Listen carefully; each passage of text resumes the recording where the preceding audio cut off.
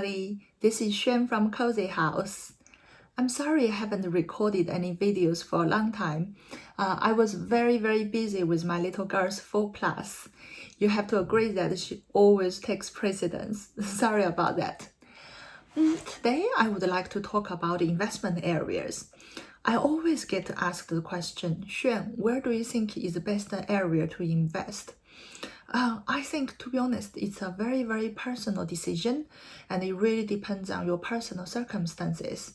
But today, I would like to share with you some of my personal circumstances and my rationale for investing in London.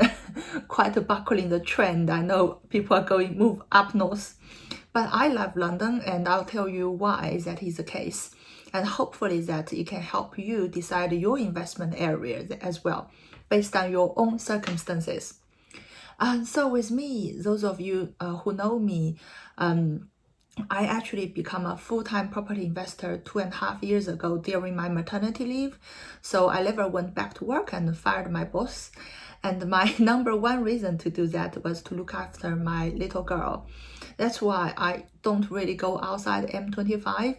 I actually barely move more than 30 minutes away from my house. So I just invest in this local area, like Sutton, Croydon, Wimbledon. I sometimes do Lambeth, Streatham, so Epsom, just like this southwest London.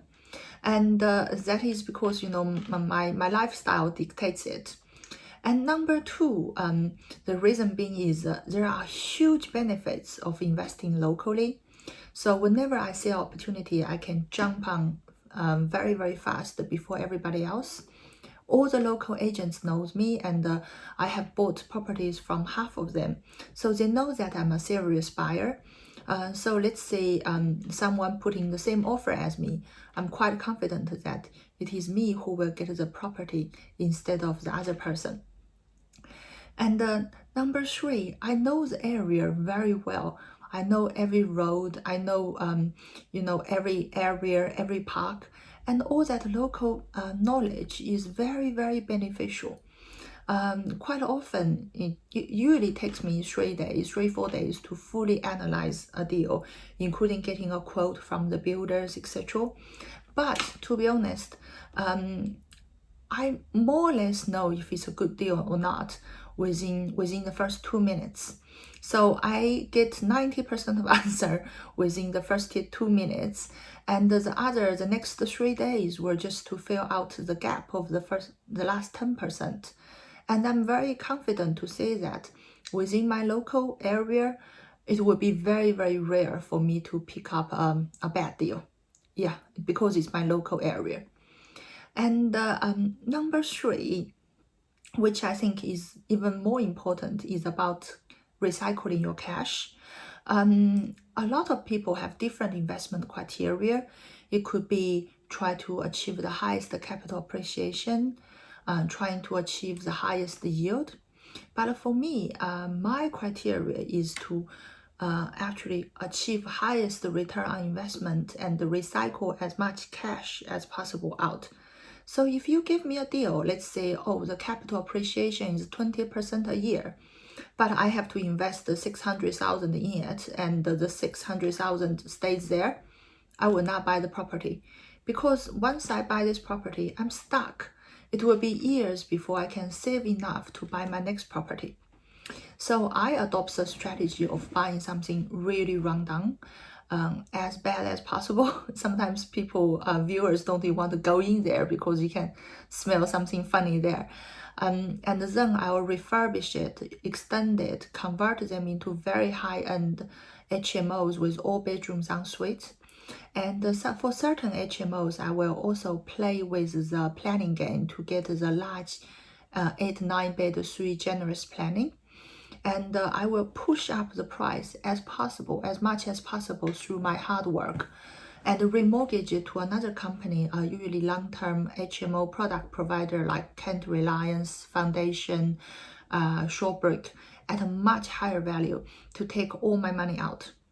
So for most of my deals, I think I achieve minimal 60% across my portfolio, and sometimes actually I achieve even higher because I managed to take out all of the initial investments and more out of a deal. So I end up with more money and the property at the end of the journey. And this allows me to keep investing. So within the past 2 years, I started my journey only in October 2018 when I had bought my first HMO. And now within 2 years and a half, and I have built up a rental income of more than 400 gross rental income and about 7 million portfolio. So I really the only way I was able to achieve that was investing a deal, get all your money out, the next one, the next one, the next one. So I believe in order to achieve that goal, you have to invest in London or somewhere similar, because doing a loft conversion costs about the same amount of money if it's in the north or in the south. But the value you could add through that additional 30 square meter is vastly different based on where you are. In Kensington, it might be 1 million to have 2 extra bedrooms, but somewhere in the north, it might not even worth the money you spend to convert the house. So that is my why for investing in London, and I hope that it can help you make your own decision as well. Everyone is different, so I know that your decision might be different from me. But I thought I would share. Thank you. Okay, that's it for today. I hope today's video can be helpful. See you next time. Bye for now.